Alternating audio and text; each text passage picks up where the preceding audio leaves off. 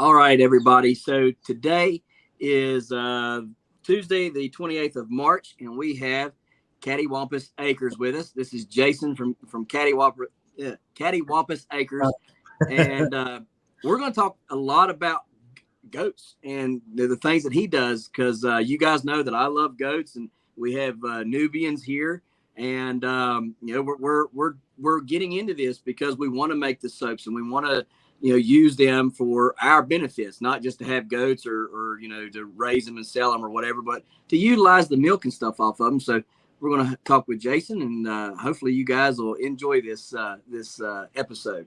So Jason, can you kind of tell us, a little bit about you, how you got started in on all this, and how you got to where you are now? Sure. So I moved to. I used to live in Detroit, like Metro Detroit, Michigan. Funny story is, I believe you're West Virginia. I am actually have a lot of family from West Virginia. Oh, all right, cool. And so so I spent a lot of time there, but moved to Georgia in 2007. I'm a police officer down here at one of the Metro departments, and so that's really why I moved down. And I have 3 kids. We pretty much, I started with a few goats years ago, and then some chickens. I think we had 2 wethers, which, if anybody doesn't know, wethers are your castrated males. Right. And so we started with a couple of wethers, and then some chickens. I think chickens are pretty much the gateway drug to all farming. Right. Yep. We started with them, and then went for quite a while, and then it wasn't really growing much, and I wasn't really doing a whole lot. And then when I got divorced, and I then went through and I got remarried to my wife Lauren, and that's been a while. That's been 2018. So that was right up 2018 was pretty much when we started really starting to grow the farm and grow the homestead. And at the time, we were planning on doing just sort of keeping up with it on Instagram. And I had a lot of friends who were like, man, you need to be posting these videos and doing all this. And so we started that. We started milking the goats, and we just didn't really know what to do with the goat's milk. And we had an excessive amount. And so we started making cheese. We started trying different things. A lot of trial and error, a lot of mistakes, messed up a lot of milk in different forms over the years before we really got it down. And then we've been raising the chickens. We've done a lot of meat animals. We've done pigs. I do all the butchering in-house. And then we have a mini donkey. She's actually pregnant right now. So we're expecting a mini donkey anytime soon. And then we have quite a bit of gardening going on, actually, right behind me here. And we have a small, a high density fruit orchard where we have about 40 by 40 area. And in there we have all kinds of different fruit trees. And we built a greenhouse. That was a big video that I just wanted to show how we took these windows and sort of turned it into something more. And that ended up being a pretty viral video. So that's been a really nice thing to have here in our farm. And so goats are our main focus. And what we do as a side business, and has actually been growing quite a bit, is our goat milk soap. And so we got to a point where we're like, we got to do something else with this soap. My wife actually started making some different soaps. We made them pretty small. And once we got it right and it actually turned out looking like soap, we used it. We liked it. And then we gave it to some friends. We did that for several months, and then probably a year. And everybody's like, you got to start selling this stuff. So that's when we really started doing farmers markets and really kicking that kind of stuff up. And so we started selling those. And then last, I guess, a year or so ago, we started a website. We were doing okay. And then I started working with, you've had Travis Key on here from Lake Dog. And I started working with Travis. He's a marketing genius. So I started working with him and really got our website up and running. And now it's looking like probably only got to do policing for a couple more years, and I'll be able to just be selling soap and homesteading and stuff like that. Man, that's the dream right there, right? I mean, not having to work for anybody but yourself. You know what I mean? Yeah. that's in my personal opinion, that is exactly what America was for. Was so we could all be independent workers for ourselves, using our own niches, whether it was blacksmithing or gun making or knife, whatever, right? Farming, and we've gotten away from that, but man, it's really it's trying to get back to that. It's trying to find, get back to our roots and what we're all about. Not that we don't need fine men like you for police officers, because we do, but I can only imagine, after being in the Army for X amount of years, I can only imagine, hammering away at being a police officer, because I really believe being a police officer is more of a commitment than just the Army, right? Guys can go in the Army, they can get out of the Army, you know what I mean, in X amount of years. But when you take that job as a police officer, you're pretty much signing on for the full 20, unless something like this comes along where you can say, hey, you know what? Been nice knowing you guys, but I'm going to pull a Daniel Arms on you, give you that thumbs up, say, see you later, because, again, being in the Army, I couldn't imagine me having to go to that job every day, you know what I mean? Day in, day out, seeing the things you do, seeing the way the world really is here in America. That would really put a damper on things. So we always say, unfortunately, we deal with the worst 10% of people at their worst. And so I've been doing it 16 years. And if I were to stay in, I would have to do probably like 40 or so in order to get, they've done away with any kind of like normal good retirements. So this that's the plan with the homesteading and social media and all that stuff. And the soap is that we can do something we enjoy and provide a sort of life after all this stuff for. Right. So let's kind of talk about the goats for just a second, because you mentioned a whole bunch of stuff that I'd kind of like to just hit in, but the soap I'm very curious about, because my neighbor, where I got my goats from, now he breeds show Nubians, okay, and I mean and they milk really well, and stuff, but I had a neighbor on the other side of me here that stopped by here the other day, and he said, "Oh, you got some pretty goats down there." I said, "Yeah, they came from my buddy here, over here." He's like, "Oh yeah, I know him." And we were like, "Well, what happened to your goats?" "Oh, well, they was just eating me out of house and home." And now this is a retired federal prison officer, okay? And he bought my dream house right here before we didn't even know it was for sale. By the time we knew it, he'd done bought it. Well, anyhow, he bought it with the goats on there. All right, so he didn't have any money on with the goats, I guess whatever they charged him when he bought the house, whatever, but he didn't go out and buy them, so it wasn't probably as much tied into the property as it was if you would have individually bought them. But anyhow, said he just couldn't make any money on them.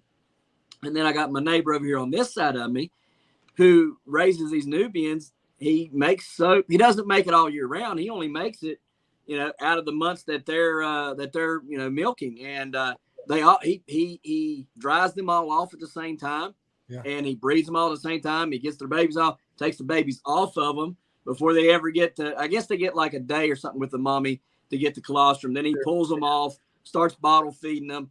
And I'm sitting here thinking, now how is it cost effective for you to pull them off the mom and keep the milk and stuff? And that's where kind of the soap making come in, right? And he's talking about, well, you offset the cost with the soap, and the soap drives enough money to where I can afford to do it, plus put a little bit of money in my pocket.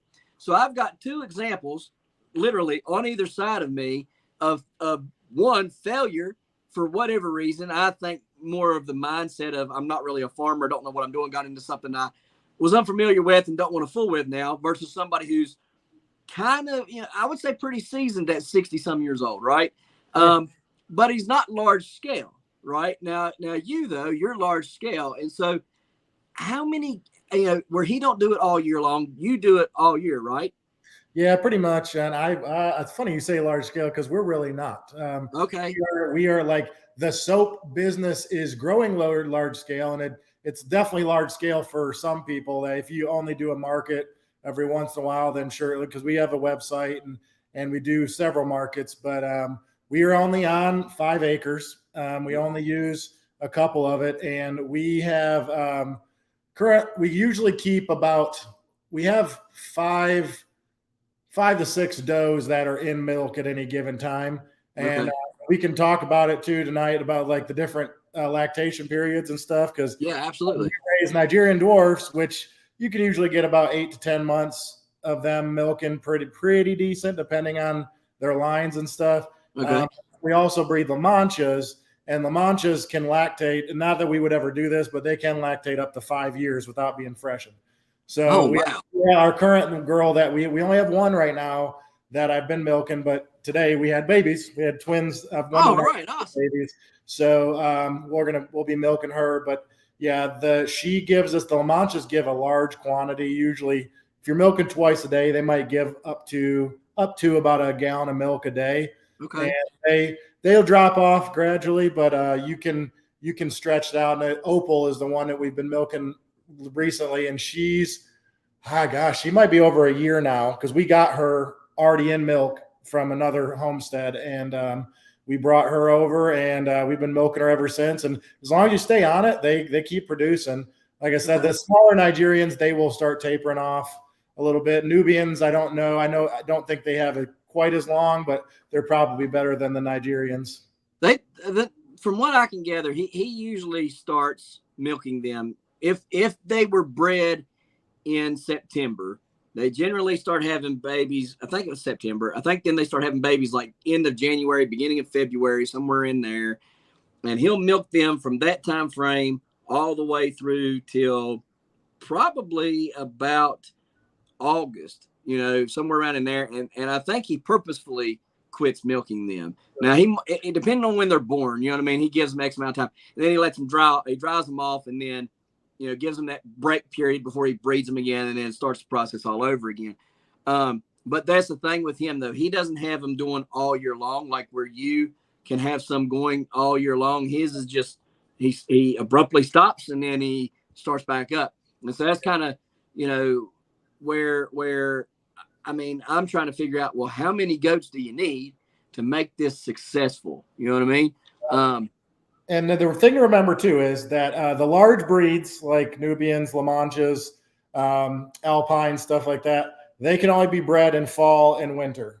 Fall and spring. That's my And Nigerians and pygmies can be bred all year round. Really? So that makes it really easy to alter. So what we try and do is we just try and mix the schedules. And so when we know we're going to be drying one off, 5 months before that, we breed them, because I think it's 145 days for the miniature breeds gestation, and then 150 days for the full size breeds for gestation. So you're looking at right about 5 months, and you'll have goats. So that's the nice thing about the Nigerians is every 3 to 4 weeks they're in heat. Right. That's all year round. And so if you only have a few more months with one of your goats, you can then breed one of the Nigerians and keep going. Well, that's really smart. And so, and I would say probably too that the Nigerians probably don't eat as much as the small ones, right? No. Don't eat as much as the larger breeds. No, yeah, Nigerians are only they're typically around 60 to 80 pounds, and then they're only about 2 feet at the withers. Right. And so they are pretty small. And honestly, when we started with just a couple of them, we were talking like maybe a couple flakes of hay a day and a little bit of grain. That's another thing that people don't, I think if they've never really dealt with goats a lot of times they think that goat feed is their primary feed. And that's one thing I try to preach to people, that hay is their primary feed. Yeah. Actually, the actual goat feed, or grain as we call it, is just a supplemental. And honestly, right now, our wethers have a really good body condition, and they're down with our mini donkey. They haven't had grain in months. And that's good. Because they're wethers, and wethers don't need to breed, and they're obviously not going to be bred. And so they have a super good body condition, and they are perfectly fine with just Bermuda hay. Right. And you're right, because a lot of people don't understand that they're ruminating, right? Like that is, the hay is what helps that, and they're able to belch and chew their cud and all that stuff. Yeah. And if you take hay out, you literally can hurt them severely. They've got to have that hay. Now, when we're talking about milking, though, so all right, so let's say there's a first timer watching, and they're like, you know what, I've been listening to I've watched Cattywampus for a while, and we want some goats, or we've been looking at the homesteading for some while. Now we watch this, we want some goats. What should they start? They want them for the purpose of using to homestead and make soap. What is going to be their best bet? Is it going to be getting those smaller ones? How much can the smaller ones produce versus the big ones? The feed, how much cost does it feed? Those types of things. What are like ballparks on all that? So you're looking at So the important thing to remember, first of all, is you always have to have at least 2 goats. And so goats are companion animals. And you never really want to have one by themselves, and you'll actually notice they'll actually act a little sick if they're by themselves. So you always want to. Then you're going to have to take into account: are you going to what people would refer to as like studding out, or are you going to bring a buck to the farm? Are you going to bring them to a buck? Usually, if you're not going to keep a buck on your homestead, the thing to do would be to have the buck come to you, just so you don't stress the girls out too much. Right. And so you have to consider that first. And if you're going to keep a buck, you have to have 2 pens, because once they're bred and once they've had babies, he can breed them right again, and he will. And that will ruin the taste of the milk if you're planning on drinking or consuming it. And so that's something that is a big decision that has to be made. And people don't know, if they've never smelled a buck before, they don't always smell the freshest. And so it is a quite musky smell, and they do pee in themselves. And so that's the stuff you just got to take into account when you're thinking about that. Now, as far as feed goes, when they are in milk or breeding, there's a heavy load on their body. And so they need a lot more protein and a lot more fat. Right. And obviously water, I would just recommend, no matter where you're at in the country, get an automatic water. If you're in a cold area, make sure you got a heater for it, because goats can drink gallons of water a day, whether they be small or large. And so that you always make sure you have the water, make sure you have at least some kind of grass hay. I don't really recommend alfalfa. Alfalfa, although it is very expensive and it's very high in protein, and actually a lot of people believe, whether it's been proven or not, I don't know, that high protein diets in goats causes urinary calculi. And urinary calculi will for sure kill a goat. And so sometimes if you go to the vet in time, you can sort of have them remove it, but they can only do it one time. But usually they just die. And so that's why you got to be careful. And in my opinion, and I've been doing this for a while now, I think that alfalfa is what gives milk that goaty taste. Okay. And so we try to avoid it unless it's just a little bit in the feed blend we have. Okay, that's what I was getting ready to ask you. If it's in the feed, is it okay? Or and that, like, don't get me wrong, like, I'm not going to sit here and say there's like everybody, like, it's bad to give that to them. It certainly is not. Like, and then if you're not milking, you can supplement with it, but also you just got to be careful of that. Now, we have a local feed mill here. It's about a couple counties away, and they make a really good feed blend for us that's specifically for dairy goats and dairy sheep. And so that's another thing. If I don't say these things, I'll forget them. Right. Sheep and goat. The one big difference between sheep and goats, although they're both ruminants, sheep you cannot give them copper. You will kill a sheep with copper. Goats need copper. Right. And so whenever you're looking for dairy feed, always pay attention, really close attention to whether it's for sheep or goats and the copper content. Right. Goats do need a lot more copper. And if you're, depending on the area of the country or world you're in, you may have enough in the ground where it's not a big issue, but we do have you may have to give them the copper bolus too, yes, right? We typically, and that's just something, I don't know if you ever seen Cog Hill Farm. I have. Jason over there, Jason and Brooke, they have been really good. One thing I learned from them is we couldn't get the goats to take the bolas, and actually the little bola thing, actually you can hurt their esophagus pretty bad.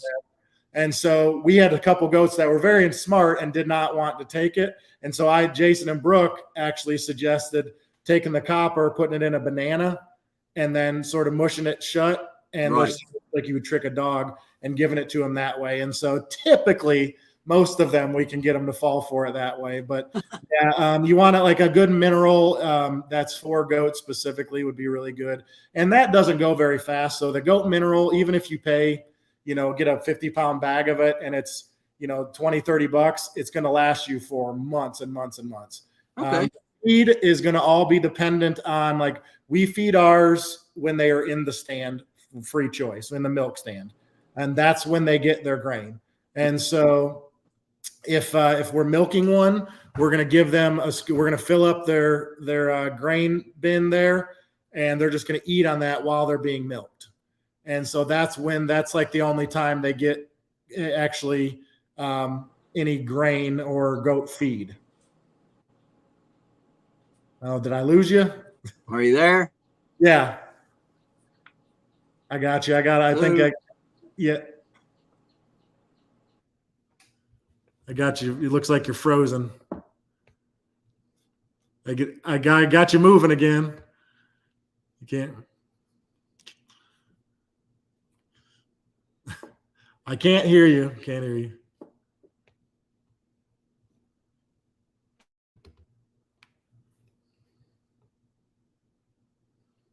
We'll get through it. It's okay.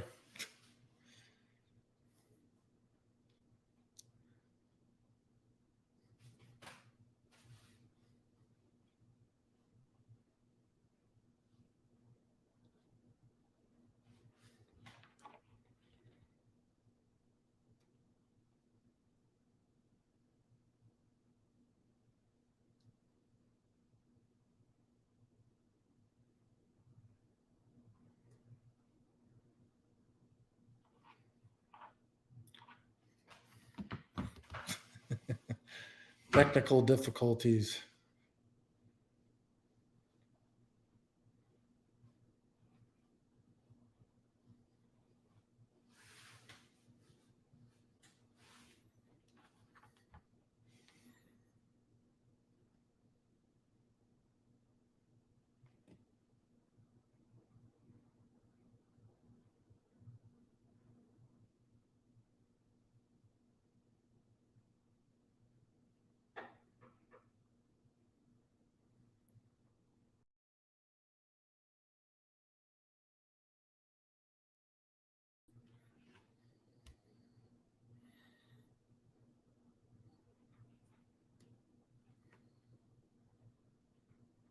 Can't hear you. Can you hear me?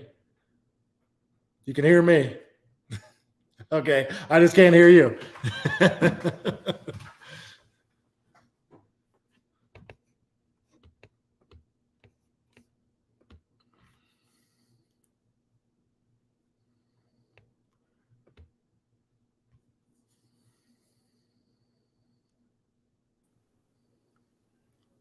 All right.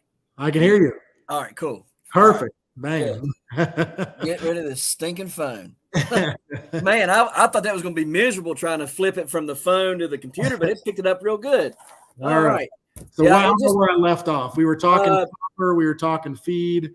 Yeah, copper bolus. You were you had talked about putting it in the banana. Yep. And then it started kind of fuzzling out right there. Okay. So basically, you can get a bag of mineral, and you can that'll last you for a while. So even if it looks sort of costly at first, something like mineral, it's going to be worth it because we've been using the same big bag of mineral for months and months now. Okay. And we're not even close to the bottom of it. When it comes to feed, it's all going to be dependent on when you or how much you're feeding. We only do once a day. If you're milking twice a day, you're going to give them grain twice a day, and that can be a little bit more costly. I think we're currently paying for the blended feed from the feed store that's close to us. That is really, really good. I think we're paying about $15 for a 50-pound bag, and for that'll get us through quite a while. One 50-pound bag will definitely last us a week or so. Okay. They're not eating a ton, and when you get good at milking, you can actually get them through it pretty quick. Some people really focus on not letting them eat while they milk it. Some people are really into that because they don't want them to be dependent on it. Right. Honestly, we have to do it before we go to work, so I don't have the time to fool with that. Right, right. That's just something to think about. But yeah, it's dependent. I wouldn't like stress yourself out about any kind of like high dollar feed or anything like that. Definitely not what they need. The stuff that we have has beet pulp in it for fiber. That's what I get. It's got some sunflower seeds, which is I really use that too. Yep. It's some protein. There's some corn in there, which is some good sugar, and they like that. You can always mix it up with molasses, and then even some, like I said, like the alfalfa pellets, like in small quantities, are not gonna really, in my opinion, ruin the whole taste of it. It's when people are really giving them heavy amounts of alfalfa. Right. It is not great tasting. So I got a mix that I make on my own. So what I do is I go to the store and I'll buy black oil sunflower seeds. I buy the beet pulp, 40-pound bag of beet pulp, and I'll get a little bit of corn. I get a bag of goat feed. You know what I mean? I get a bag of alfalfa pellets. There's something else. Oh, bag of oats. Okay, that I use. Yeah. Yep. And I'll just mix that all together. You know what I mean? And it works out good. And they eat it all month. Like a trash can full, by the end of the month, but I can split that between them and my few rabbits that I have and feed the rabbits that too. So, I mean, rabbits are absolutely, when I took the rabbits off of my rabbit feed, they started doing really good on this goat mix that I got. Yeah. And it's doing fairly well. So, I think you're right. Going out here buying these expensive goat feeds and stuff like that is really not what they need. If you look into what they need, the sunflower seeds, the beet pulp, the hay, and things like that, that's what they're after. That's what they need and what their bodies are craving, So, I mean, I like that. I like that because not many people will say that, what you just said. Yeah, some people got to we have a lot of friends at Homestead and stuff, and some people are just into like these feeds that are, they have to be like a certain company that's like some kind of certified organic and all this stuff. And to be honest with you, I've been growing for a while and I've been raising animals for a while, and it's not practical. Right. It's not like, and one thing you did without getting too deep down a rabbit hole is that the thing to remember about, we have a lot of friends in the growing industry, you can buy an organic stamp. And so just because something has an organic stamp on it or organic sticker, doesn't mean anything different about it, and the government's rules are pretty silly about it anyway. So that's just something like I wouldn't concern yourself with that too much. Like it's really not going to affect. Like we have super healthy goats, and you can always keep an eye on their eye color and their body condition. And the best way to do it is run your fingers down their back, and when you get down to their tailbone down there, squeeze on either side, and you want to have a decent amount of meat there, fat and muscle. If you're feeling a lot of spine, you want to check them for anemia by pulling down their eyelid and checking them there. And if they got a good pink color, then they're just not getting enough protein. And so you want to just up their protein a little bit. And goats can be overfed. We've had a goat or two with bloat before, and bloat will also kill goats. You'll see it on the left side of their body, and their belly will be really engorged on the left side, and they'll be pretty uncomfortable. So goats will overeat, so you have to be careful about feeding them too much. Is there a way, like how they do cattle where they stick them in the side when they got bloat? I'm sure that is a thing. I typically what happens with goats, being that they're so much more compact than even the large ones, so much more compact than a cow. I don't think it happens that much. Typically, we give them it's this yellow, like creamy medicine that's specifically for bloat, and it just prepare yourself. And for anybody that's watching, just know, like, you got to give it to them like in a little one of those little metal tip syringes, and they are going to spit it all back up all over you. And that's sort of the process, as it sort of goes down, and it sort of makes them start getting that they'll burp. Smells terrible. But that fixed one of ours in like 2 days. Okay, so, cool. Do you know what the name of that is called? I can probably I'll find it. Yeah, we'll keep talking. I'll let you know. I'd like to be able to get that on hand just in case it ever happens. Now, what was the case that happened? What was the? It's just they eat too much sometimes. Okay, they just engorge themselves. Yes, that is the thing. There is actually different conditions for goats, like overeating disease and stuff like that. So that's just something to keep in mind. But we had one years ago, actually the one that kidded today.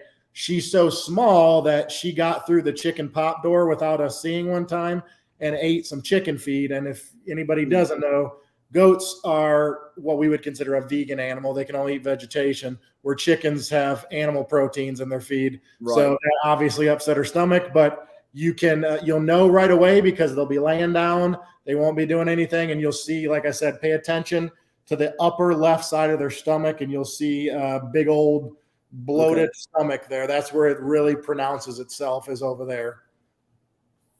So, so how much milk is somebody? So we've got it feed figured out. Now we want to move on further, right? They've bought this goat, they've got it. And what is the type of, what is the amount of milk they're going to get from, say, the smaller goats versus the bigger goats, and which one which one would be better for them to start out with? You know what I mean? They want to use them for milk. They want to use them for soap. This is the stuff right here. Bloat treatment. This is Duvet. That's what we use. Real quick. Awesome. Yeah. So if you have a small homestead, Nigerian dwarfs are going to be the best to start with. They are easy to handle. Because sometimes when you have goats or any animal, you got to manhandle them. You got to pick them up. Maybe if you don't have a vet that can come out, you may have to throw them in the car or truck and take them with you. And a lot of us goat farmers don't have horse trailers. I do not. And I've been farming for years now, and I don't have one still. Right. And so we have to just be able to throw them in the truck, and we can do that with the La Manchas too. But they are nice, compact. They don't eat as much. And then, like I said, the La Manchas are a great animal. People sort of forget about them because they have the little tiny ears, and I've never heard of them till tonight. They're not as adorable as people like, but they are phenomenal producers, and they even have as high or higher butterfat content than Nubians even. So that's just they are a really good animal, and so you'll recognize them because they have little tiny. They call them gopher ears, and so it almost looks like they don't even have ears, but they are a size breed, and they are very dairy based. They have that like hippie look to them, like a dairy cow, and so that's one thing to think about. So I guess we were talking about what was the next question you wanted to get in? Sort of, like how much milk are you going to get off of one versus a small breed versus a big breed? So it's going to range anywhere from as little as a pint to some breeds will give you a gallon and a half a day. Milking twice a day will give you more than milking once a day. I know that sounds like easy math, but the thing to remember is if you're milking twice a day, you have to keep milking twice a day. It's not like you can milk twice a day for 1 week and then milk twice a day, and milk once the next week. Right. Milking has to be consistent or they will dry off. Right. And then it has to be consistent times. We've done that. We've gotten into a thing before, and I'm always honest with our subscribers, our viewers and stuff. And so if anybody ever wants me to hide stuff, you can come to the wrong guy. Right. We've had times before where we were just, whether it be through laziness, through busyness, through just not really giving it as much of our time as we should have. We had them sort of dry up before they should, because we would milk it. We started out milking at 6 a.m., 6 p.m. And then the next day it was 6 a.m. and 10 p.m. Then the next day it was and that will throw it off. If you have somebody in your house that stays home, they should be your milk person. Because, and then when you go out of town, you go on vacation, you want that person you want somebody that can milk at those 2 12-hour whatever. So your larger breeds are going to be able to give you between, half a gallon to some of them I've even heard will give you up to 2 gallons. I think that's pretty insane, but yeah, that's a lot. Definitely milking twice a day, but for a full size breed, a gallon is not too crazy. And then the butter fat is another thing to think about. The Nigerian dwarfs have the highest butter fat out of the goats. They can get up to about 10.5%.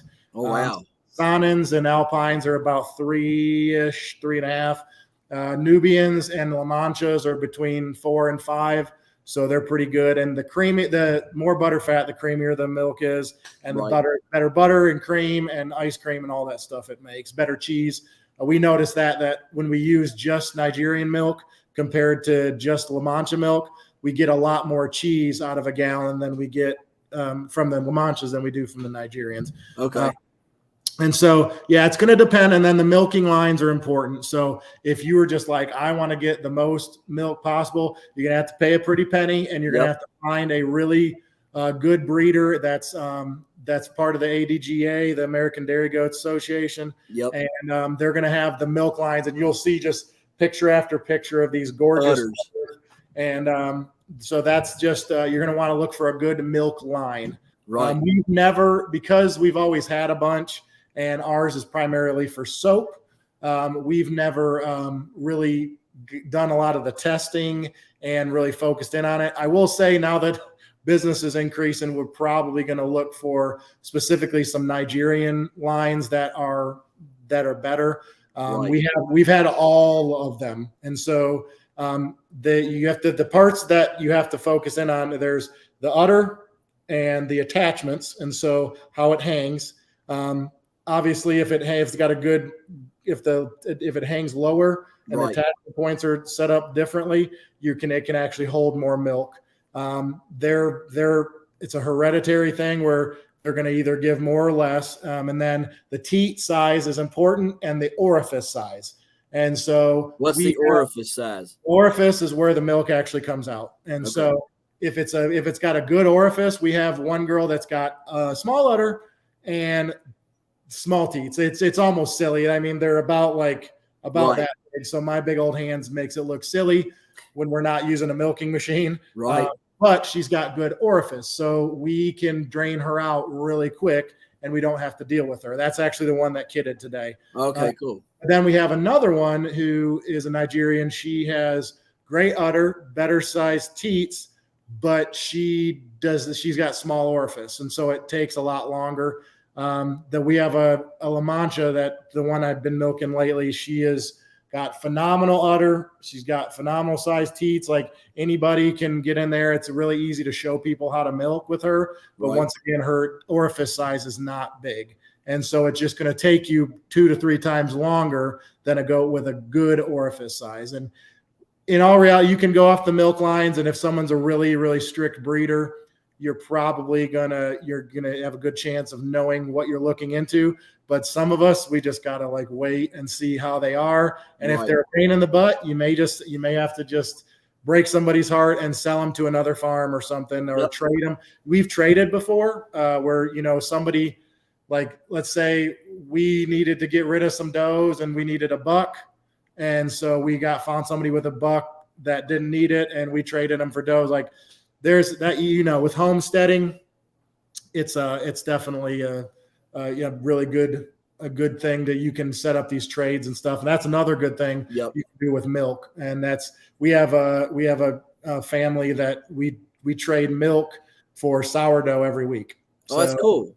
Yeah, it's awesome. And then if they don't need milk, we'll trade them our eggs, and they've made us all kinds of stuff. And so, honestly, I don't even like fooling with the money stuff of it so much. That's how I am. People. Yep. I would much rather trade for what I need. You know what I mean? Yeah. That's why I like about growing so much, here, because I can say, okay, well, you got X, Y, and Z that I want. I'll trade you this for that. You want a can. And a lot of these people, I don't want to pay, all that for the tomatoes and the peppers and whatnot. No, well, okay, well, I need this, we trade them, because they want a can or whatever. So, yeah, I'm same with you. I'd much rather just trade it all up. A barter system's not dead in my book. No, it's not. Absolutely not. In fact, it may be coming back sooner than we think. Yeah, it's true. So they've got their goat. They're milking their goat. How much soap can they get out of a goat? So that's all up to you. There's a soap calculator online that you can make soap. The basis of soap is, in order for it to be soap, in order to make soap, you have to have lye, which is usually sodium hydroxide. There's also potassium hydroxide. So it's got to be some form of lye, and then some sort of fat. And so we use 4 different oils. We've tested a million different kinds, and we've come down to the 4 oils that we like the best. And then we use oils. You mean like essential oils, right? No, we're talking actually are your base oils. Your essential oils come in later. Your fragrance oils and essential oils are not required, but that's really what sets your soap apart. Like we use phthalate-free, like skin-safe fragrance oils that are blended with essential oils.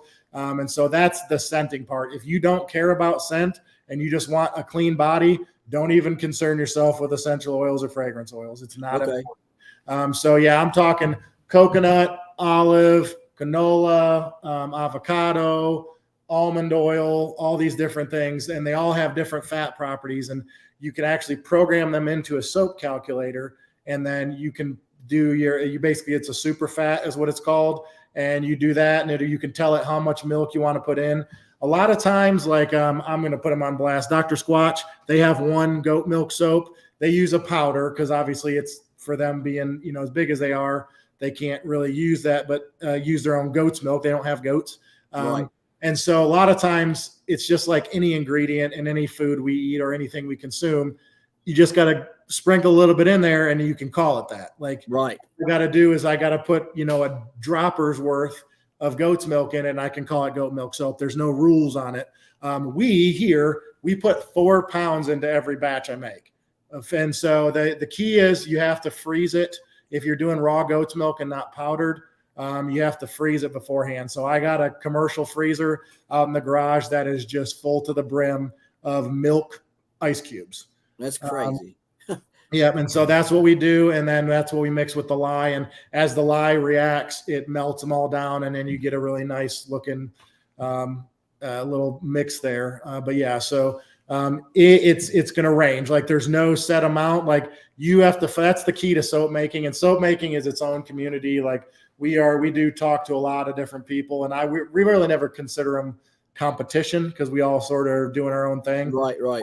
We have friends who do vegan soaps. We have friends that do like the decorative soaps and stuff. And so I just think it's all, there's just in the United States, we've got 330 million people and all of us need to be clean. And so I ain't worried about competition. And there's not that much soap.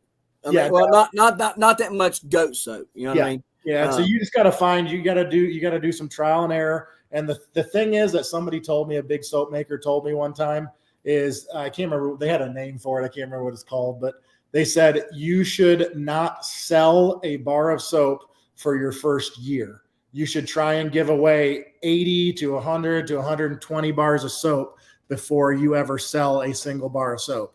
And just that's because people hooked on it once. Yeah, you got to get your formula figured out. Like I told you, man, we had so many different trials and stuff, and we could get into the whole soap making process, but there's a process. Part of it is called trace, and that's when the liquids start going solid, and when that happens, that's called trace. So you can basically pull your blender out or take a spatula, and you can almost like trace your name on top. It's almost like pudding yogurt consistency. And you have certain ingredients.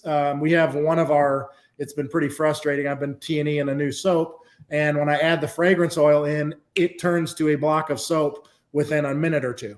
And so I've had to change my whole process just so I can make this soap.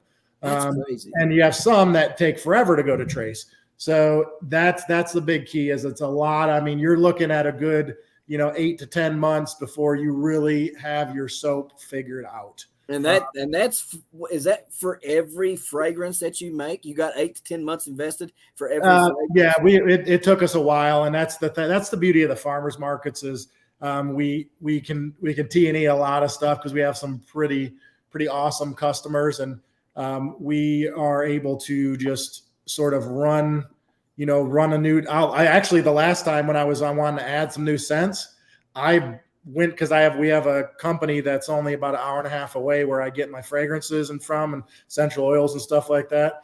And I had them send me some samples for some ones I wanted to try. And I took it to my biggest customers and it was like, smell this, smell this, smell this. Right. Which ones do you like? Which ones do you don't like? And that's how I base it off. And so before we ever put anything on the website, we're able to test it with real people.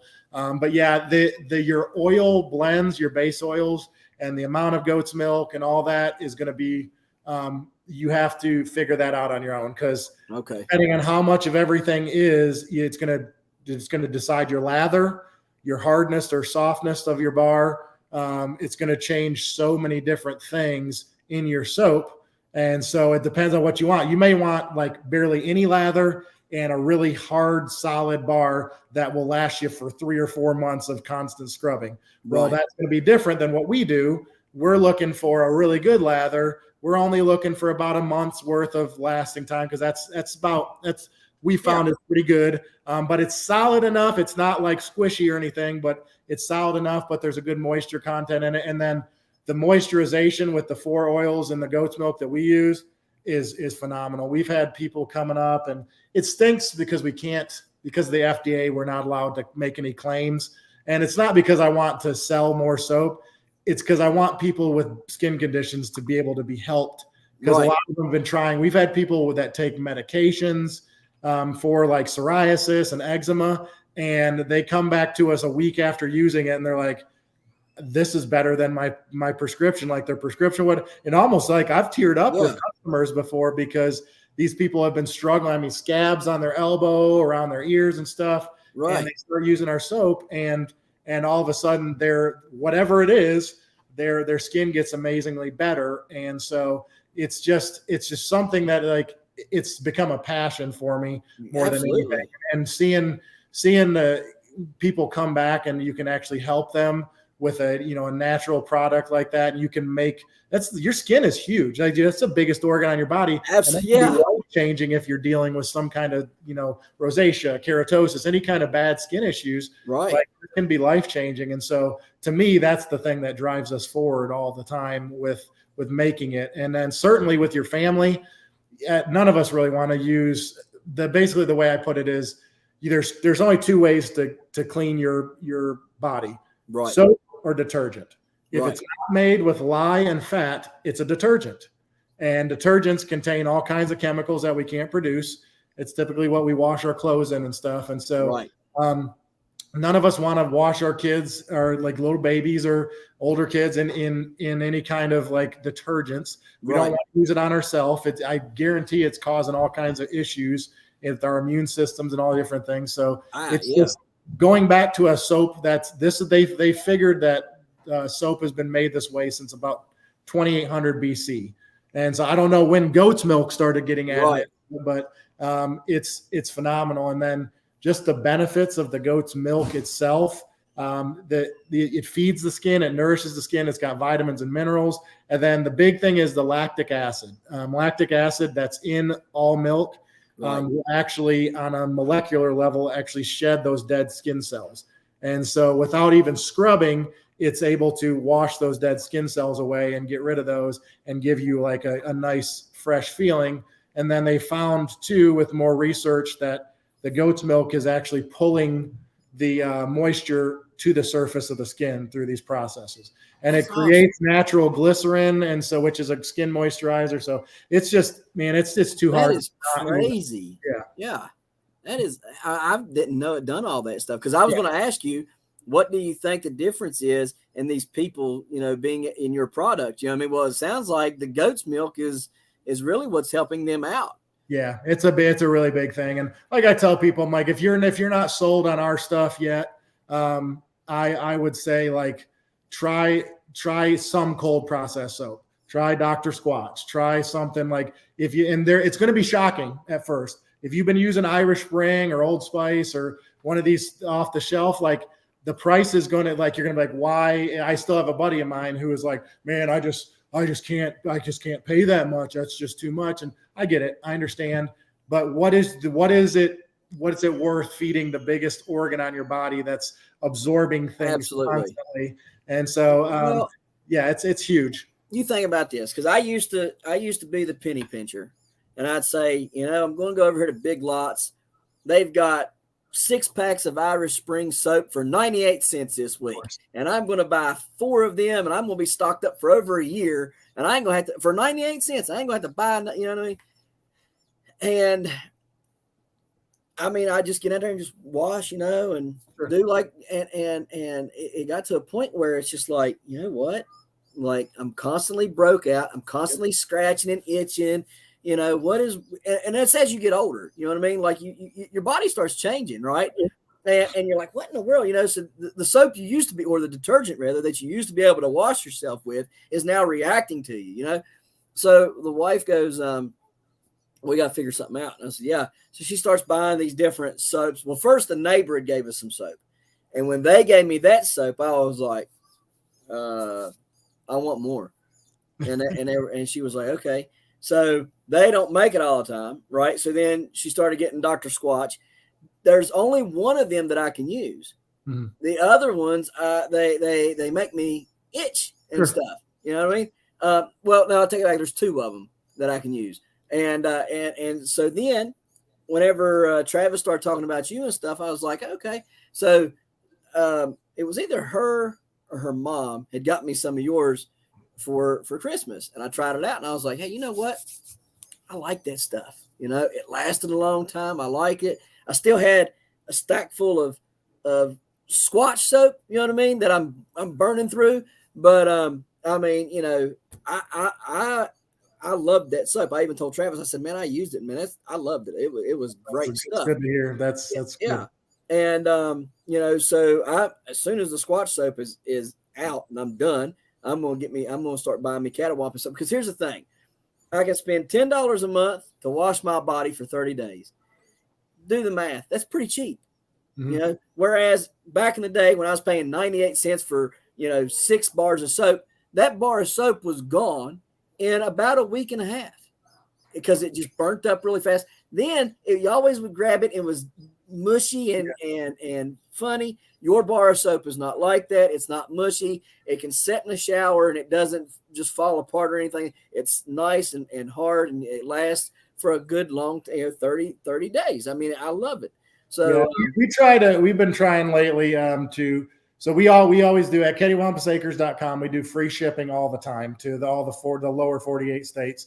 And then what we've been trying to do just to help everybody out is we offer bundles. And so you get like 3 bars of soap and a sisal bag.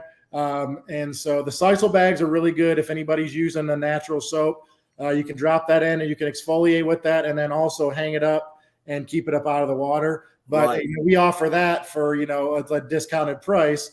And so you're getting all this stuff. And when you really think about it, when it breaks down and you're not paying the shipping and you get one of these bundle deals and stuff, it's really not even that much. And the thing to remember is like what it costs for, 3 bars of Irish Spring, I pay more than that to make 1 bar of soap and to bring that bar of soap to you. Right. So I'm not even playing like a sob story for a small business, but to just tell you how much more quality is going into something like a homemade product. Like not even just us. There's millions of companies and stuff out there that make natural products, but you just have to know, like, if you want something better for your body and something better for your skin, you got to remember it's going to cost a little bit more. And that's right.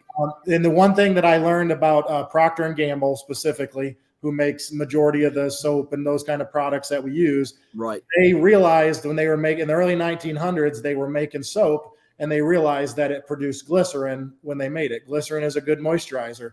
And so what they did as businessmen, they decided, well, if we take the glycerin out, we extract the glycerin out that was formed, we can then put that into a lotion and then we can sell them 2 products instead of just 1. We can dry their skin out when they're washing with our soap, and then they want to buy our lotion because then the lotion will moisturize their skin after we just dried it out.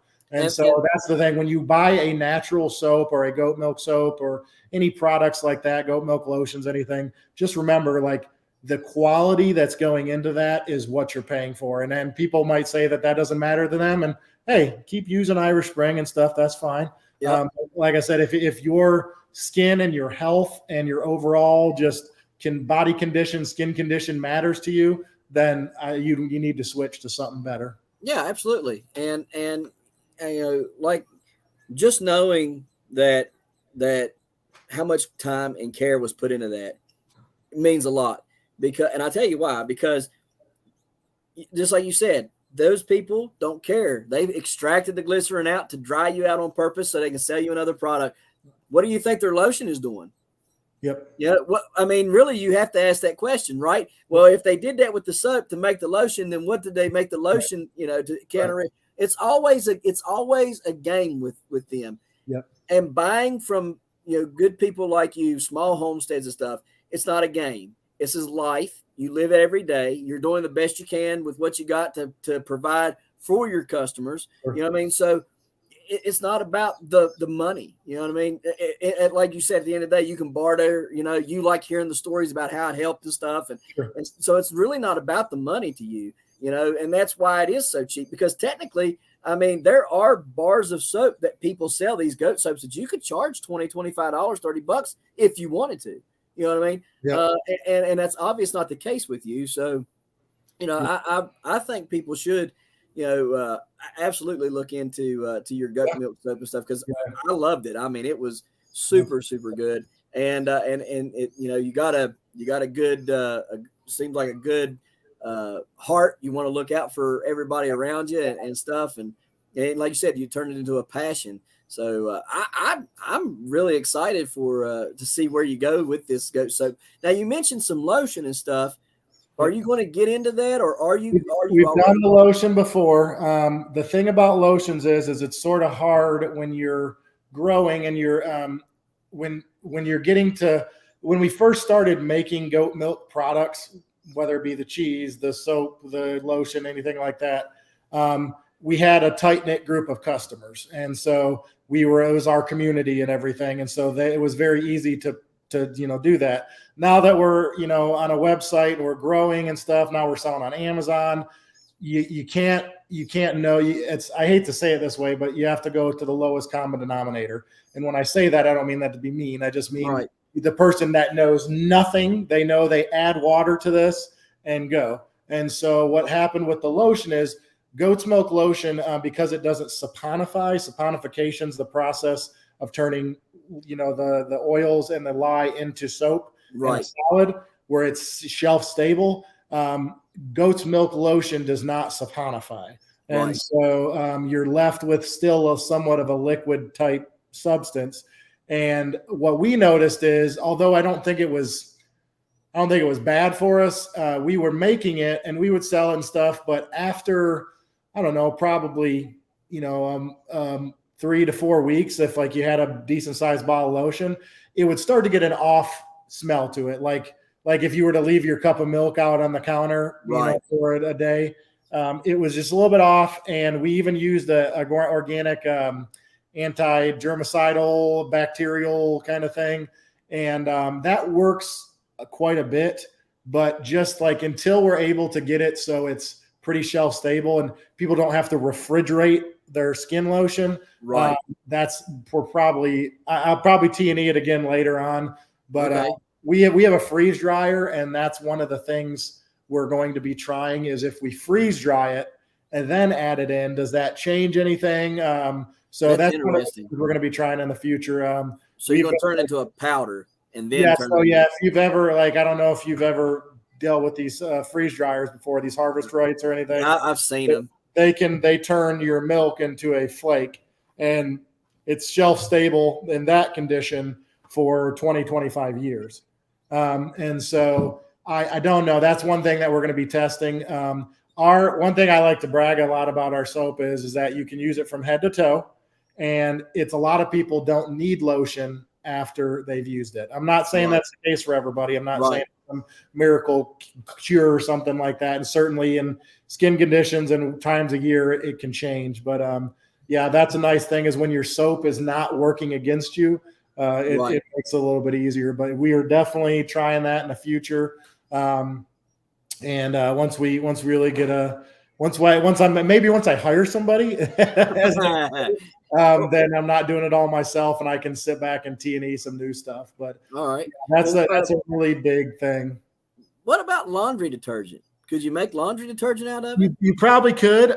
It's something to consider. I don't know because we don't really your laundry detergent, like doesn't need the moisturizing qualities of the milk. I think that might be the thing. Maybe as like some kind of fabric softener or something. Right. And so that's something like, and we've made our own laundry detergent before, and like, out of borax and stuff like that. And so that is definitely where there's all kinds of stuff. We do shave soap. That's one thing that I like a lot. And so we start with the soap and then sort of branch out. And then we do the cheese quite a bit, like the fresh goat cheese. That's one of our favorite things. And we don't pasteurize that. And so we can't like sell it, like Is pasteurizing heating it up? Pasteurizing is heating it up. So the thing about goat's milk, I guess that we really hadn't hit on, is that goat's milk compared to cow's milk is naturally homogenized. Homogenization is the process of the skim and the cream staying together. And so if you milk a cow, put it in your fridge, within a few hours, you're going to have the separation, cream on top, skim on the bottom. Right. With goat's milk, you can let it sit in the refrigerator for days and days and days, and you might just get a little tiny bit of cream at the top. Okay.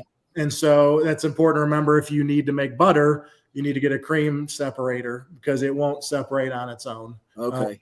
And then pasteurization is the process of cooking the bacteria out. Well, the thing we found after using it for years and drinking and eating goat's milk products is that bacteria is good for your gut.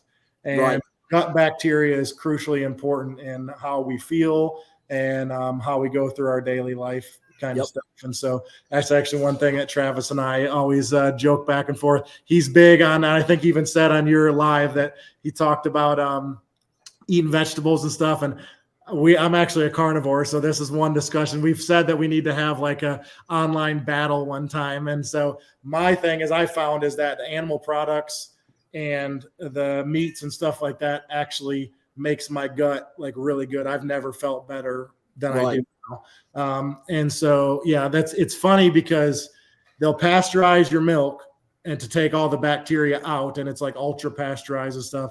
But then people will buy like an Activia yogurt that has chemically engineered bacteria put into it. And so it's like, hey, you can skip all that if you just milk your goats or have your neighbor, bring you some goat's milk, and you can make yogurt, you can have cheese and all that stuff. And it tastes better. It's so much better for you. And specifically, if you know where it's coming from, whether it's your own homestead or somebody it's always going to be healthier. I understand if you got to pasteurize it. If you got a carousel of 100 cows and you get thousands of gallons going through there every day, sure, I understand it. But with a small farm or homestead, it's not as big of an issue.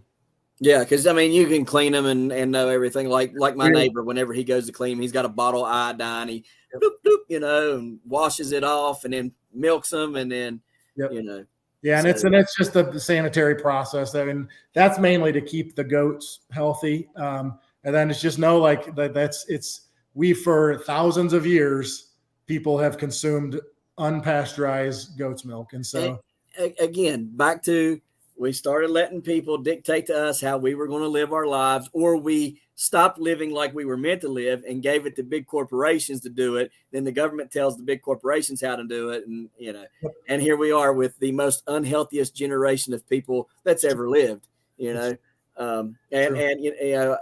was growing up, my mom and dad always tell, God made dirt and dirt won't hurt. If you should die, God knows why. That's right. I mean, it's the same thing today. You're right. We have got this horrible condition. The gut condition is horrible. And whether we're using the meat or the greens and vegetables or a combination of the both, I think it's important that we do that and do it from the standpoint of I'm not going to do it from the store as much as I'm going to try to do it more from the home. You know what I mean? And because anything that we get from the store is not going to have what we need in it. I mean, my wife, she was fussing because she wanted to get rid of the chickens, right? She's like, oh, we don't need all these chickens. And I'm like, you raise up every one of them because we hatch probably 300 every 21 days. Okay. Sure. So I say, raise up all of them because you're going to have X amount that die. Not all of them don't make it. You know what I mean? Some of them make it up to getting fully feathered, and you put them out in the flock and they're dead 2 days later, and you don't know why. That's all the time. Yeah, exactly. So, I said, you raise up whatever lives, and then you go in there and say, okay, well, I have 20 roosters that live. I'm going to fatten every one of them up and kill them. And she's like, but there ain't no meat on them. I said, honey, there's plenty of meat on them.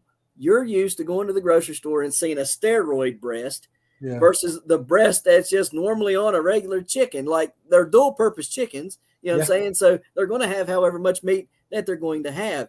And I think that's another reason why we've kind of lost our understanding, because we've looked at these things from the store that have been injected with antibiotics and steroids and all this other stuff.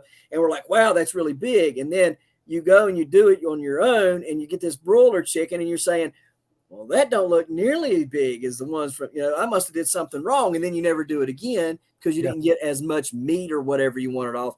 So, I mean, there's a whole plethora of reasons why we should be doing it better and doing it on our own. And we've all been raised. I was born in the early 80s, and it was, we were sort of born on these like chemically engineered, like sanitized things and stuff. And so we're not used to actually eating from our own yard, from our own farm or anything like that. And when you eat like that, sometimes for some people it's a big shock, and they're like, this doesn't taste like what I expected it to taste like, because you've been eating junk for 20, 30 years, maybe your whole life.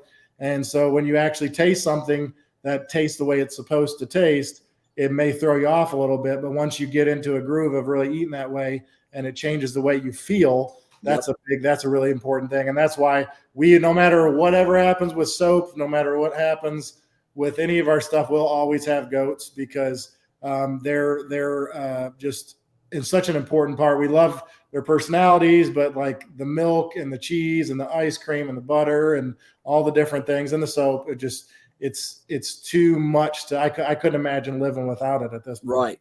Now, you probably don't eat any of them, do you? We've never done meat goats. We've done pigs, chickens, turkeys, rabbits. We've pretty much done all the other meat animals. Right. But we've never done meat goats.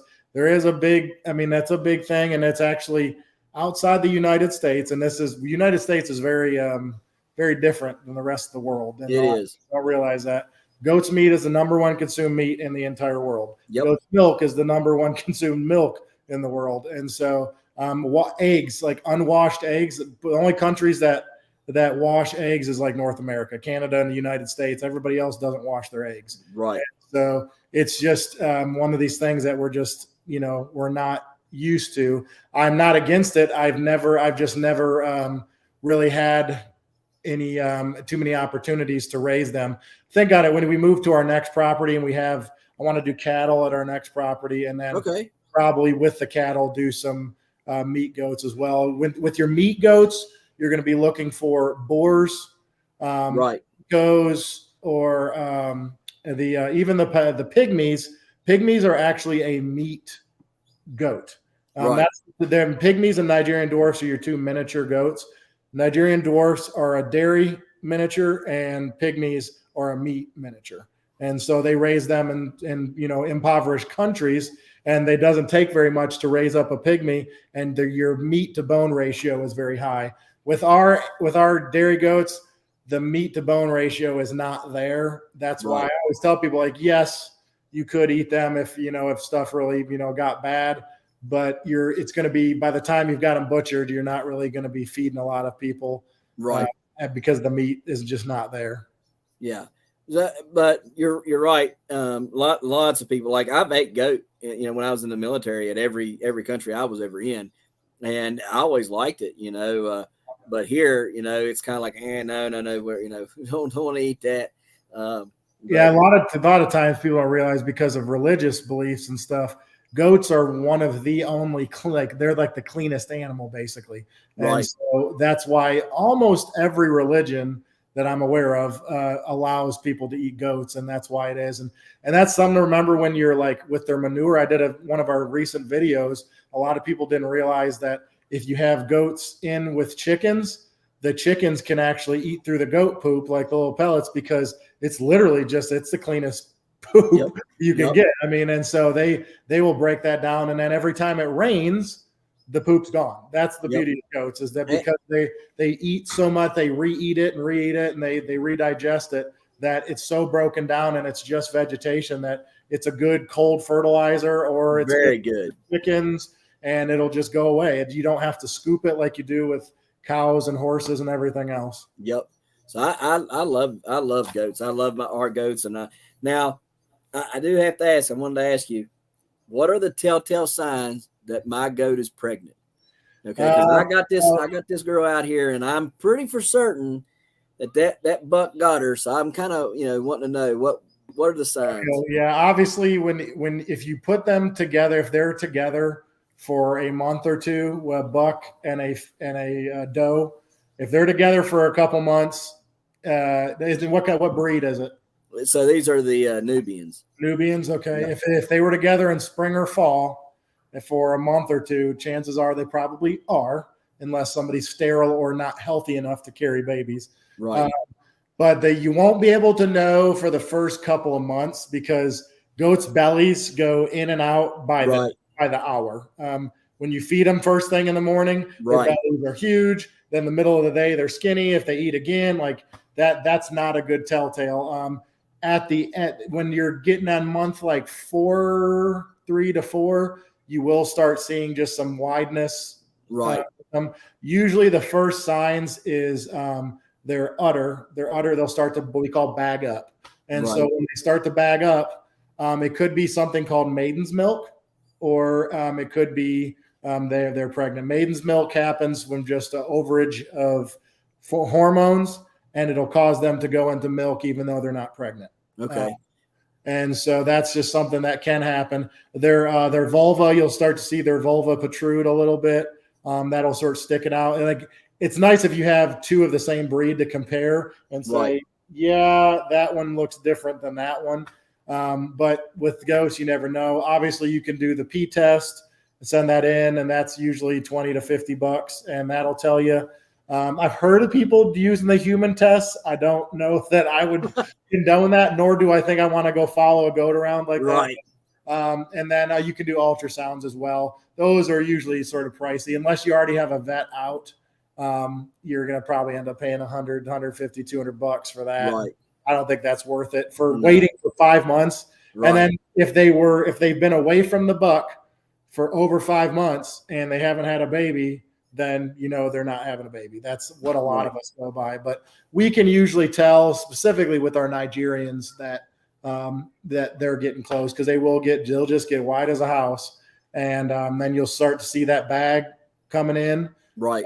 And that's a sure sign that it is. And when they're really close, when you know that they're pregnant, you can check their ligaments. So back there in front of their tail, they call it losing their ligaments. And the funny thing is, the video I'll have up tomorrow on our channel, I actually inadvertently was just checking the ligaments on a goat, and I was like, oh, they're gone. I can't feel them. Right. And so I'm like, oh, she's very, very close. And no joke, I came back to the house. I'd been gone, came back to the house at about 2 or 3 o'clock. And as I'm pulling up right in front of her, I see a baby goat come out. And so I went out and started filming and was able to catch the second one. And that's awesome. And so, yes, when they lose their ligaments, it's happening. Like it's happening. Really close. Don't leave. We had one a week and a half ago that she had 3 stillborns. And so it's very important to stay up on their anemia and make sure, like I said, the best thing to do, and I think we've done a video on it on our channel at some point, you sort of like pull that bottom eyelid down and push in on the eye, and you can see you want a pink salmon color on that eye. If it's light pink or white, which is really, really bad, they are anemic and they need to be wormed, or if it's white, they need to see a vet pretty quick. And we didn't realize that she was anemic. And we do spot checks, around time and time again. But it's with her, she's really skittish. She was really one of our skittish goats. Yep. And so she's hard to catch and really feel her body condition. And so we really hadn't done it with her. And I think, I'll just take the blame for it. I think it's probably because we let her get anemic and stay anemic. And she had triplets, which puts a little bit more of a load on them. Yep. And so whatever the case was, this was her 3rd or 4th kidding, and they none of them ended up living. We got her to the vet, so we were able to keep her. And then we gave her a wormer right away. But I know we have 2 different vets. We have a traveling vet, and then we have the vet we take everybody to. And both of them highly recommend that you don't do constant wormings. Don't do regular wormings because you can create tolerances in them, and basically it'll stop working. So only worm them when they need it. When you see their color when they're anemic, and there's something called a FAMACHA scale, and you can pull that up on the internet and actually print it out, or you can buy a card or something from the ADGA has it, and you just hold it next to the eye, and it'll sort of show you the shades of how healthy they are. Okay. And it's just a matter, like, you should just do that probably every couple weeks, just to make sure. And then I think our issue this year, we've never had heavy parasite loads on any of our goats. It's never been an issue because we keep what's called a dry paddock, which means that they don't eat from the ground. Right. Like it's dirt and some grass, but their focus is eating with their heads up. And so they're not getting parasites. But we've had so much rain here in Georgia this year that when you have heavy rain and there's mud or there's any kind of wet ground, just expect the parasites to be there. And so it's just something that you got to think about. And when one has it, you got to check everybody else, because if they eat and drink from the same place, they're probably passing it along. Always make sure once a year they're getting the CD and T shots, and those are really good. And then occasionally you want to check and make sure your herd is CAE negative. That's Caprine arthritis encephalitis. And so that's just something that will kill goats. And so that one is not a shot. That one is just a matter of taking a stool sample. So we do that every couple of years. Or if we get a new goat, we just make sure that they can't get with the other ones because it'll infect the whole herd. Right. So those are just some like little health tips to remember, that those are the things that goats suffer. Like the arthritis is something that will just rake through the herd, and it'll just kill them in a painful, slow death. That's crazy. I didn't know that it could, that arthritis could have been spread, Yeah, you'll see them. They'll be locked up, and it's usually in older goats. If you see a younger goat that's locked up, actually one of our subscribers sent us a picture of one of their goat kids that wasn't really moving its legs, and that can be a deficiency in selenium. Okay. And so if you notice that you have a young goat and it's not walking real well, you want to give them like a Bo-C injection, and that's just a selenium supplement to sort of help them make sure that they get enough selenium so their joints work really well. Okay. So my goat, I think, like I said, I think she's pregnant. And I was feeling around on her udders. Now, this would be our first time. Okay. And I was feeling around, and she didn't want me touching her belly anymore. She won't let me touch her belly. She done got to where she's like, I don't want to touch. And so I had her, and I got her close to me. I was holding her, and I was feeling around, and everything felt different. It didn't feel like little nipples anymore. It felt like, like long finger, and up there close to her belly, because she don't have a bag yet, but up close to her belly, she was starting to feel like knots were right there close to her nipples. Right. So I'm hoping that she's pregnant. Yeah, she probably, like I said, do you know how long she was with the buck? Yeah. So we got her in December, put her in with him in December. And then, she's been in with him ever since. And so we're have you actually witnessed the deed before? I have not, but what I have witnessed is he see, whenever we got them, we got 2 bucks. I bought them from my neighbor for $100 a piece, right? Which that don't happen because he sells them jokers for like $800 each, right? And he's like, well, you found them. I'll sell them both to you for $100. So after mommy fed them their colostrum or whatever, we took and he milked the colostrum out of them and stuff. And anyways, after he kept them for a couple of days over there. I brought them up here. Me and my wife, we bottle fed them the rest of the time.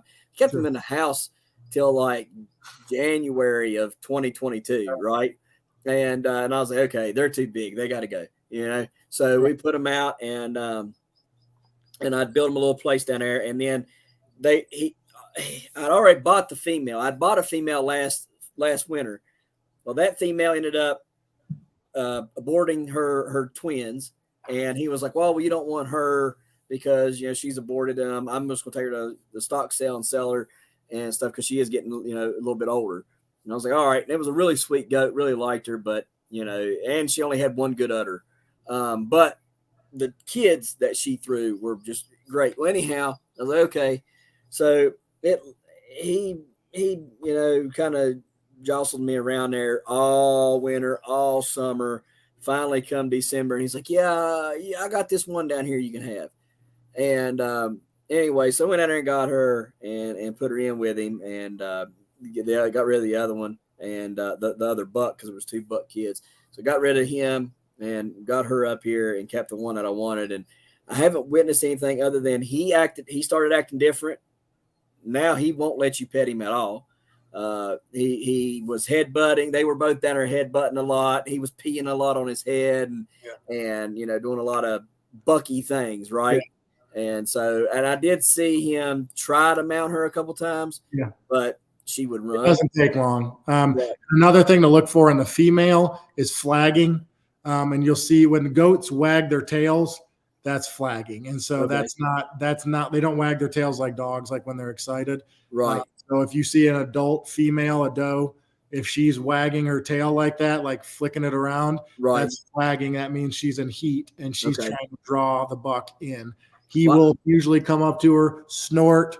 He'll snort at her. He'll make some we'll start doing all this blubbering or something, right? Yes, exactly. And that's his little romance language. He'll usually pee on his beard, pee on his front legs and stuff, and then that draws them in. They'll keep flagging them, and it only takes it's only about a 15 to 20 second kind of thing, and that's a wrap. And then it only with goats, if they're a fertile goat on both sides and they're both healthy, that's probably all they need. And so if you notice that she stopped flagging, if you don't ever see her flagging anymore after being with him, she's more than likely going to be pregnant. Okay. I do know, like I said, their attitudes it was about the beginning of March, her attitude and his attitude both just kind of started changing.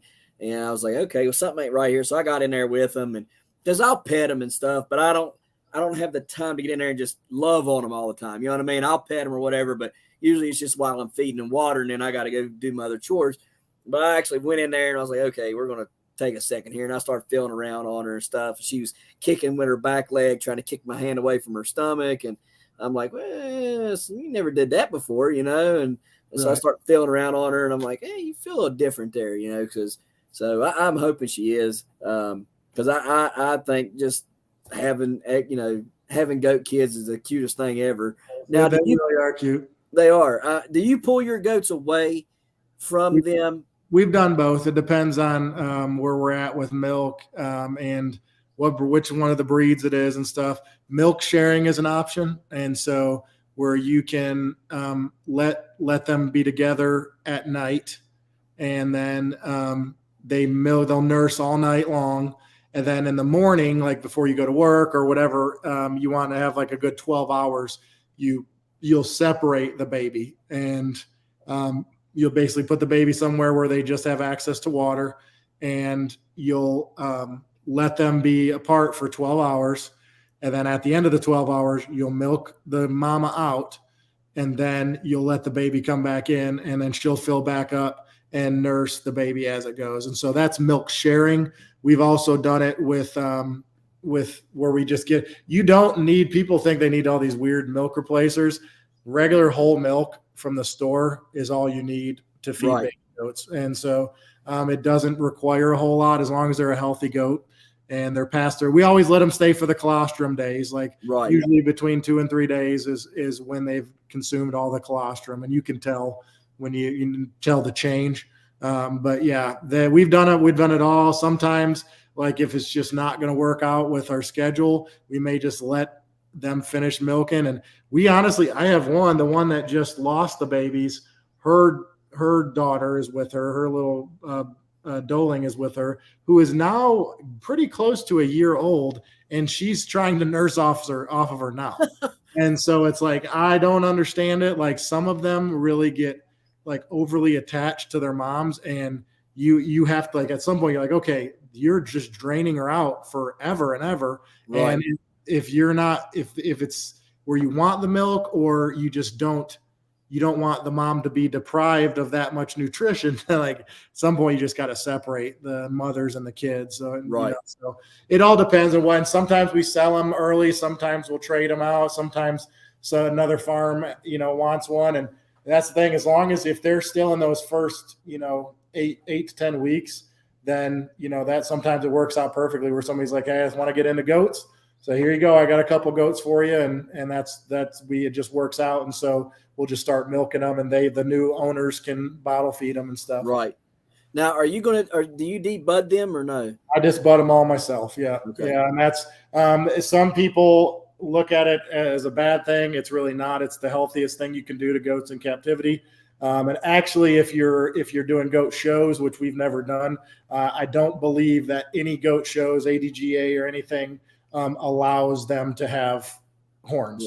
You can have polled goats that, if the sire and the dam are both polled, then you're going to have a polled baby, and so they won't ever grow horns. But we've never had any polled in our herd. Right. And I just bought them myself. I have a Reinhardt iron, and I've done it probably 150 times now. Because now when you become the disbudding guy, when you're the one that's got the courage to do it, because it's hard at first, and you know how to do it right, and you've done it successfully, people start hearing about this. And then next thing it's not uncommon at all for me to get a text on the weekend like, hey, can I bring over? I got 3 goats. I need to be disbudded. And so it is very common. So it's just at some point I was like, okay, I can't do it for free anymore. How about it's $10 a goat, and we'll just call it good. And so I've gotten to where I do it a lot, and I don't even use a box. I just sort of wrap them, sort of swaddle them in a towel. Right.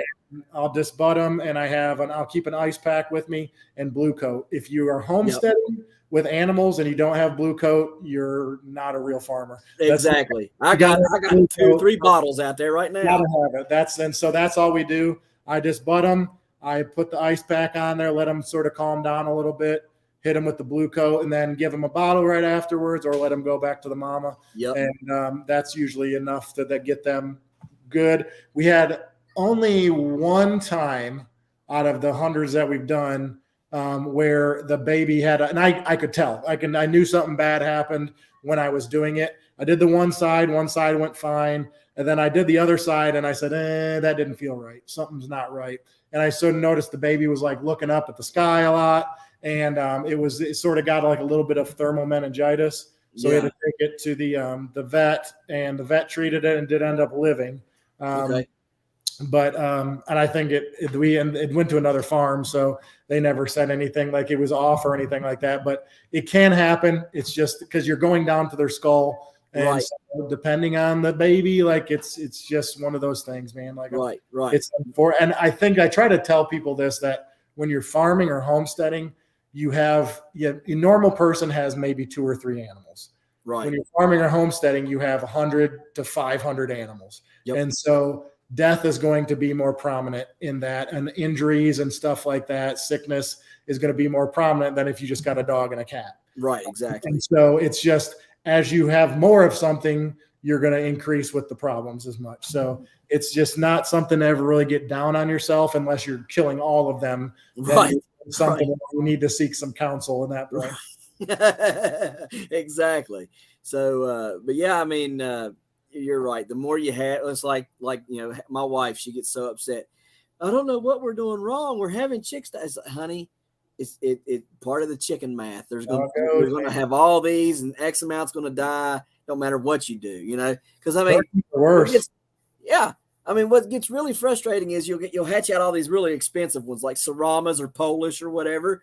And you'll have them. They'll all be doing good. They'll all be living. And the next thing you know, boom, boom, boom, boom, boom, boom, boom. They're dropping like flies, and it's like, what in the world? And it ain't corrid because you done took care of that problem, right? Yeah. And it's just they're just, for whatever reason, they just seem like they go through these stages. Some of them are more durable than others, there's tons of reasons why, but you're right. If you have more on the homestead, they're going to drop faster. I never enjoy any death on the farm. No. Don't ever take it lightly, and I hope people don't ever think that. But it's just when you go from having pets to raising animals on a farm or a homestead, it's unfortunately, death is just one of the things you got to be ready for. Yep. And I mean, I've had to start getting the kids kind of, used to that. Not that it's taking away from it. It's still sad. It still sucks. You know what I mean? But they can't cry like really, really bad every time one goes, because there's just going to be so many, you know what I mean? Yeah. And so it's just kind of getting them to that point of realizing it, well, this ain't our dog. This ain't our cat. This is just a chicken. So not that it means any less, but let's focus on the good here. It wasn't the dog. It wasn't the cat. It's just a chicken. We got 100 more of them. But yeah, I mean, I would love to have you on again sometime to talk more about some other things. I don't know how you on here for an hour and a half, and I'm sure you've got other things to do. But yeah, I mean, you got some interesting things down there, and I loved having you on talking about the soap and the goats. That was a lot of good information and stuff. And you can always get us the soaps are at cattywampusacres.com, and then Instagram, Facebook, YouTube, TikTok, Cattywampus Acres on any of those platforms.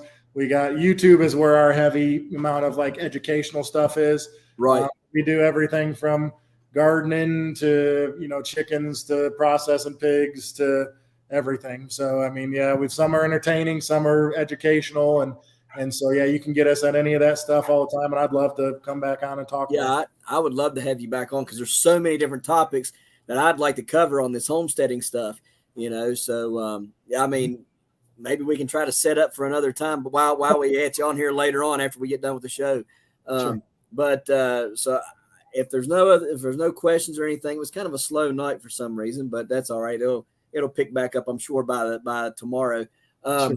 So I gotta run through some things real quick. On the April the 4th, that'd be next Tuesday, we have Previgenics coming on. And then I think it's April the 11th. We have Aero Mixer Elijah. He'll be on with us. If you don't have an Aero Mixer, you can go to aeromixer.com. You can get one there. I'll post the link below whenever this video gets up, and you'll be able to get $50 off of the Aero Mixer. It's a really good way to mix up your fertilizer, or if you're making compost teas and stuff like that. It really is a game changer, guys, and it would really benefit a lot of you who are mixing and making compost teas. On the 18th, we have the GPC representative Mark Morales coming on to talk to us about the GPC and all the different things that they have. He says he's got some really exciting information going on, so we're going to have him on the 18th. And then on the 25th, I just set it up today. The 25th, we have Randall from Extreme Gardening going to be on here talking to us about the Azos, the Mycos, the red liquid stuff that they have, and the Versity. So you don't want to miss that on the 25th. Then we're free all the way through May and June so far. So if you want to be on the show, go on ahead and email me at babydrill2119@yahoo.com, and we'll try to get you on.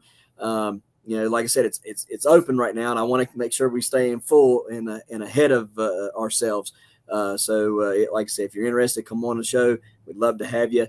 But that's all I have for tonight. Is there anything you want to add? You square? I appreciate being on and appreciate you having me. And it was hopefully we opened some eyes to the worlds of goats. Yeah, I hope so. And goat soap. And I hope that more people will see this and be able to reach out to you and get some goat soap. Love to save some skin out there. That's right.